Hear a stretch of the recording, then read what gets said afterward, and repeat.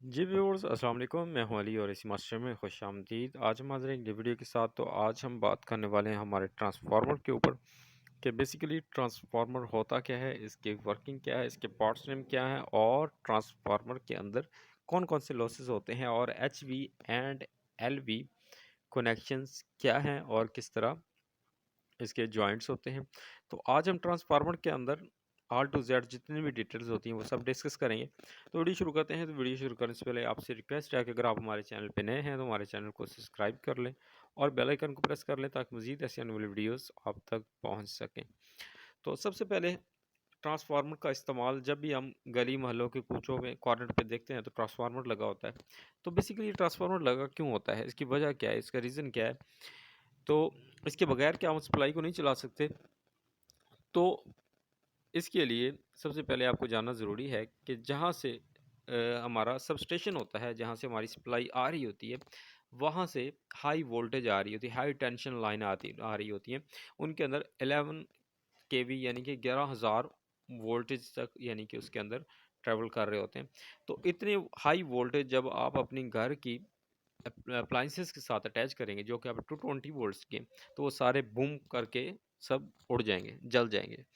तो इसलिए उस 11 केवी को यानी कि डिस्ट्रीब्यूट किया जाता है और डिस्ट्रीब्यूशन के बाद उसको यानी कि स्टेप डाउन किया जाता है हाई वोल्टेज को।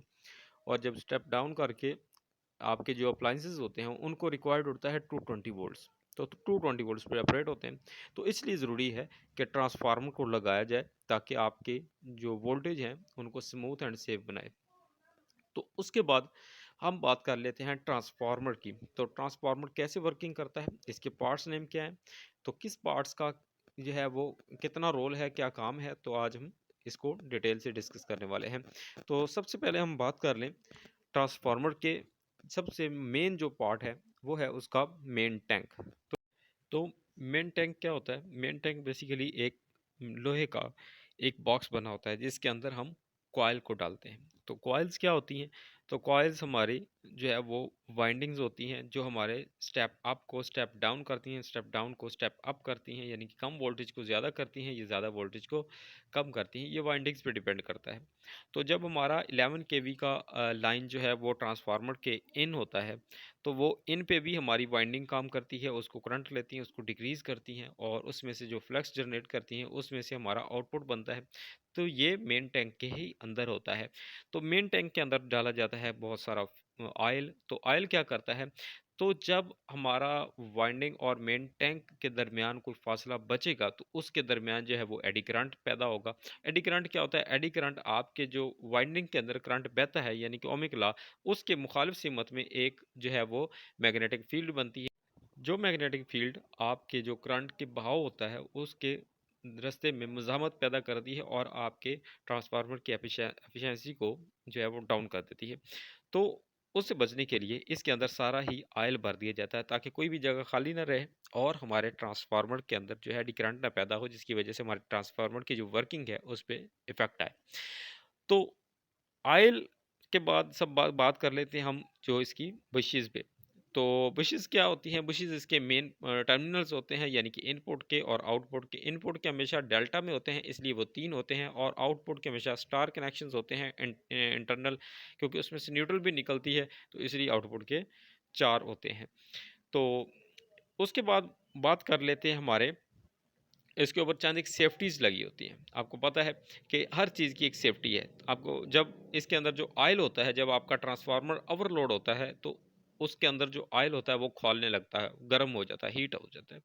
तो उस हीट जब होता है तो उसके अंदर प्रेशर क्रिएट करता है। जैसे कि आपने दूध जो है वो देचकी के अंदर रखा और नीचे आग जला दी और कुछ देर बाद दूध बॉयल हुआ और उसने एकदम से देचकी का ढक्कन हटा के जो है वो साइड पे किया और निकल गया। तो इसके अंदर तो ऐसा कुछ सीन ही नहीं होता। इसके अंदर प्रॉपर जो है वो ढका हुआ होता है, बोल्टेड होता है हर तरफ से।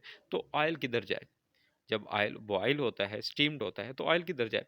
तो उसके लिए ये ऊपर आपने एक पाइप देखा है, ये देख सकते हैं आप, ये इसकी बेचोल रिले लगी हुई है। ठीक है, बेचोल रिले से पाइप गुजर के, रिले पे हम बाद में बात करते हैं, पाइप गुजर के ऊपर जा रहा है किसमें, एक जो गोल सा कंजर्वेटिंग टैंक लगा हुआ है। कंजर्वेटिंग टैंक भी कहते हैं इसको, एक्सपेंशन टैंक भी कहते हैं।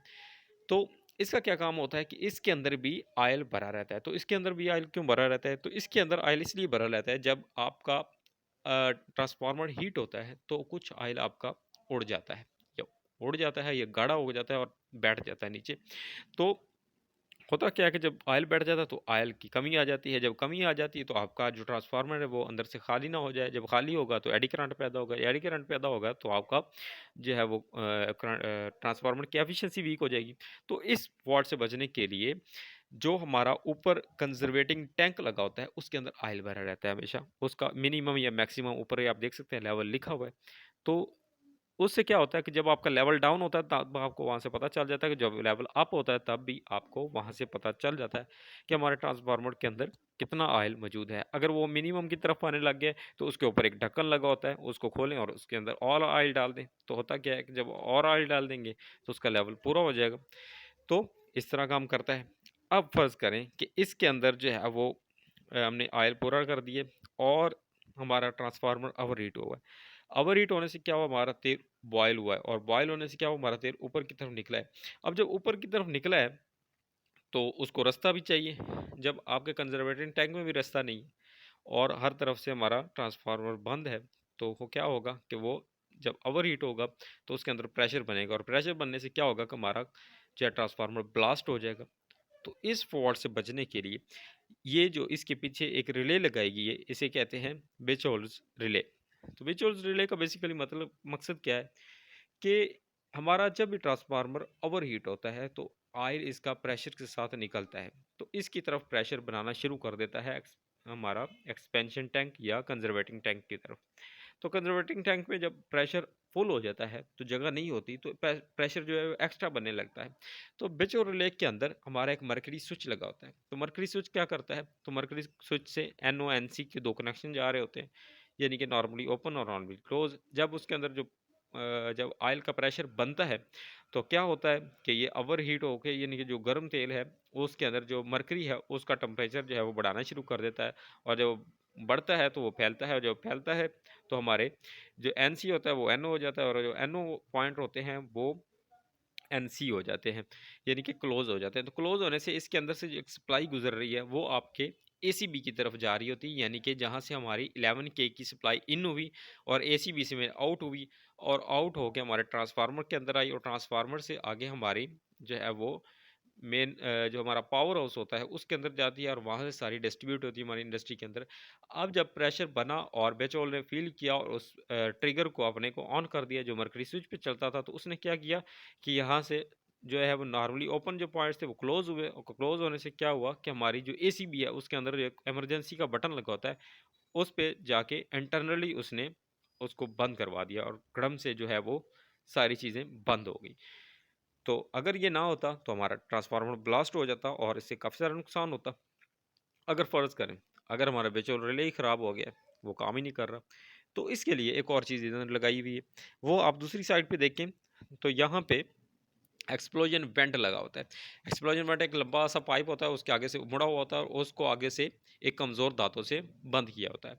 तो जब क्या होता है कि जब हमारा प्रेशर बढ़ता है तो वो बजाय कि ट्रांसफार्मर को फाड़े, वो जहाँ से कमज़ोर पाइप धातु लगी होती है वहाँ से उसको फाड़ देता है, और इसका एक्स्ट्रा ऑयल जो है वो इधर से निकल जाता है। तो फ़र्ज़ करें कि हमारा अगर ये नहीं लगा होता तो हमारा ट्रांसफार्मर जो है वो ब्लास्ट हो सकता है। तो ये जो पहले तो आते थे काफ़ी लंबा पाइप लगा होता था, लेकिन अभी ये छोटी सी रिले आ गई, इसके ऊपर जैसे आपकी कुकर की सीटी होती है सेम इसी तरह का एक छोटी सी सीटी लगी होती है, तो यहाँ से जो है वो इसका एक्स्ट्रा ऑयल जो है वो हीट होने पर निकल जाता है।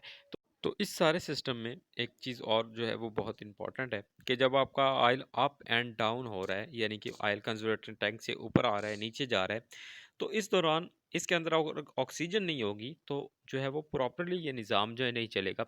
तो इसको इसके अंदर ऑक्सीजन के लेवल बरकरार रखने के लिए, ताकि हवा जो है वो इसके अंदर जो जो जगह खाली होती है जो ऑयल छोड़ता है तो वहाँ पे हवा उसकी जगह ले लेती है। तो उसके लिए क्या होता है कि कंजर्वेटिंग टैंक के साथ ही एक पार्ट लगा होता है, ब्लू सा आपको देखने को मिलेगा, ये आप देख सकते हैं, जिसे कहते हैं ब्रीथर। तो ब्रीथर का क्या मतलब होता है कि जैसे कि नाम से ही ये ज़ाहिर है कि ये साँस लेने वाला काम करता है हमारे ट्रांसफार्मर का। तो कैसे काम करता है? तो इसके अंदर जो है वो सिलिकॉन जेल होते हैं। तो सिलिकॉन जेल इसलिए इसके अंदर डाले जाते हैं कि जब आपके हवा जब ये सक करता है तो हवा के अंदर काफ़ी सारा मॉइस्चर होता है। अक्सर आपने सर्दियों के अंदर अपना जो है वो सांस निकाला होगा और फिर खींचा, जब आप निकालते हैं तो आपके अंदर से नमी निकलती है। तो वो गर्मियों में भी निकलती है, गर्मियों में क्योंकि बाहर का टेम्परेचर ज़्यादा होता है इसलिए वो आपको नज़र नहीं आता। लेकिन सर्दियों में क्या होता है कि बाहर का टेम्परेचर कम होता है और अंदर का टेम्परेचर ज़्यादा होता है, और जब आप सांस लेते हो तो आपको धुआं नज़र आता है।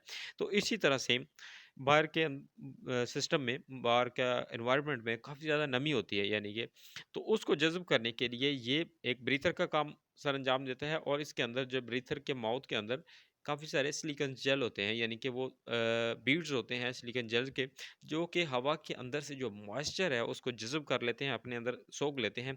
तो उससे क्या होता है कि हमारे ट्रांसफार्मर के अंदर नमी नहीं जा पाती। अगर हमारे ट्रांसफार्मर के अंदर नमी जाएगी तो वो बहुत बड़ा फॉल्ट आ जाता है उसके अंदर, क्योंकि अंदर वाइंडिंग्स होती हैं, ऑयल होता है।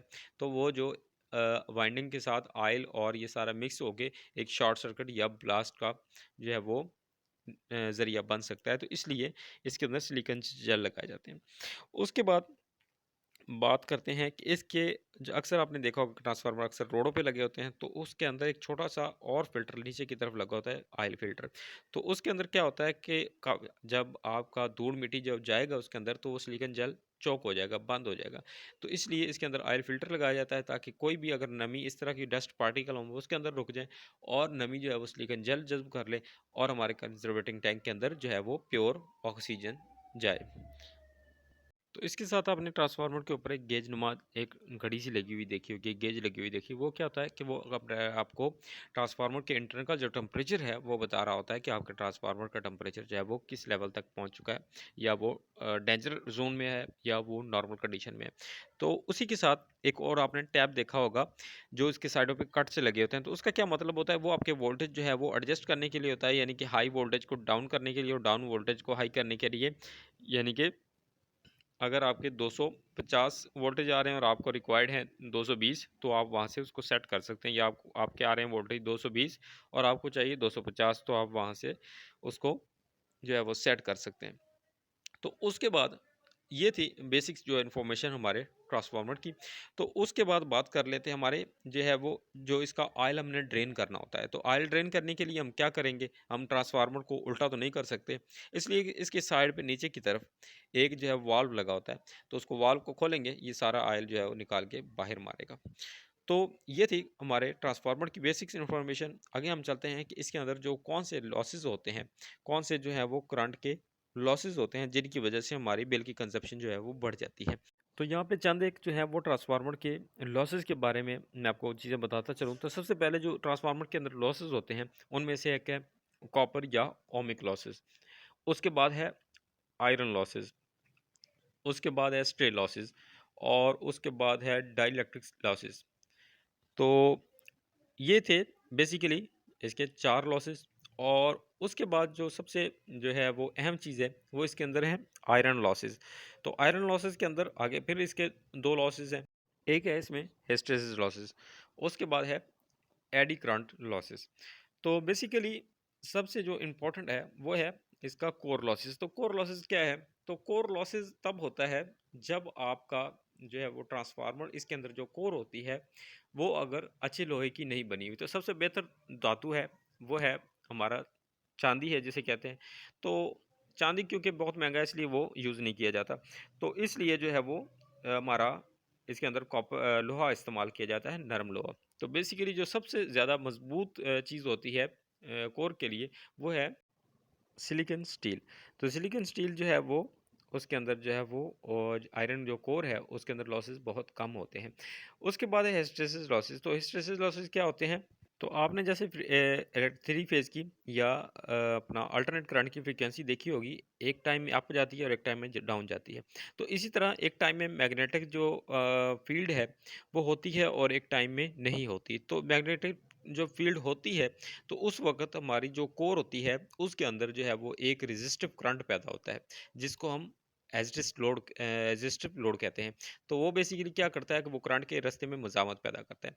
उसके बाद बात कर लें एडी करंट लॉस की, तो एडी करंट बेसिकली ये कॉइल के अंदर जो है वो एक फ्लक्स पैदा होता है, उस फ्लक्स से जनरेट होने वाला ये करंट है। जब आपकी जो है वाइंडिंग में करंट पैदा होता है तो उसके साइडों पे जो है वो एक फील्ड पैदा होती है, मैग्नेटिक फील्ड पैदा होती है, जो कि हमारे ट्रांसफार्मर की कोर के साथ जो है वो करंट को लॉस करती है।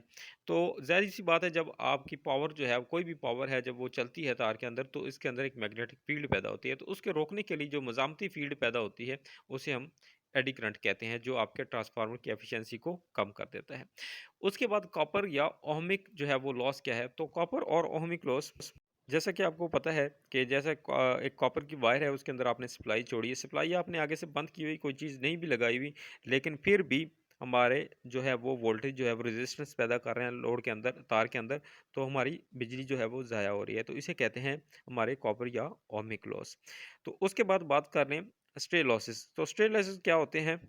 तो स्ट्रे लॉसेस क्या होते हैं? तो stray losses basically leak of flux होता है। जब आपका कोर जो है वो मैग्नेटिक होता है, तो मैग्नेटिक कोर होने की वजह से उसके अंदर मैग्नेटिक फील्ड पैदा होती है, जो कि दो वाइंडिंग्स यानी कि दो कॉइल के दरमियान जब हम उसको रोकने के लिए लेदर रखते हैं, तो जब वो लेदर से क्रॉस करता है कुछ हल्का फुल्का करंट, तो दूसरे मैग्नेटिक फील्ड के अंदर उसको डिस्टर्ब करता है या उसके अंदर रेजिस्टेंस पैदा करता है, उसको कहते हैं स्ट्रे लॉसेस। तो उसके बाद स्ट्रे लॉसेस के बाद है डाइलेक्ट्रिक लॉसेस। तो डाइलेक्ट्रिक लॉसेस बेसिकली हमारा इंसुलेटर की वजह से होता है, जो हमने उसके अंदर सेफ्टी के लिए रखा होता है।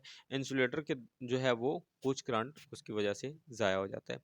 तो उसके बाद सबसे लास्ट में जो हमारे पास एक करंट है वो लॉसेस है, वो है मैग्नेटो एस्टेकिस लॉसेस। तो इसकी वजह क्या होती है, जब हम ट्रांसफार्मर के पास खड़े होते हैं तो एक हेमिंग की आवाज़ आ रही होती है, हमें ट्रांसफार्मर के अंदर से एक आवाज़ आ रही होती है, जबकि कुछ भी उसके अंदर चल नहीं रहा होता, लेकिन वो आवाज़ आ रही होती है। तो उस आवाज़ जो है वो उसकी साउंड पैदा होती है। तो इलेक्ट्रिकल के अंदर जब एक वाइंडिंग में से या एक जो है वो कोर के अंदर से करंट गुजारा जाता है, तो वो उस कोर के अंदर वाइब्रेशन पैदा होती है। तो वो वाइब्रेशन ही होती है जो जिसका साउंड जो है वो पैदा हो रहा होता है। तो उसकी वजह से भी एक लॉस होता है, तो वो है मैग्नेटो अस्ट्रक्शन लॉसेस। तो ये थी हमारे ट्रांसफार्मर की बेसिक सी इंफॉर्मेशन। तो उम्मीद करता हूँ कि आपको वीडियो पसंद आएगी। मेरे चैनल को सब्सक्राइब कीजिएगा, लाइक कीजिएगा, ताकि मज़ीद ऐसे आने वाली वीडियोज़ आप तक पहुँच सकें। दुआ में याद रखिएगा। अल्लाह हाफिज़।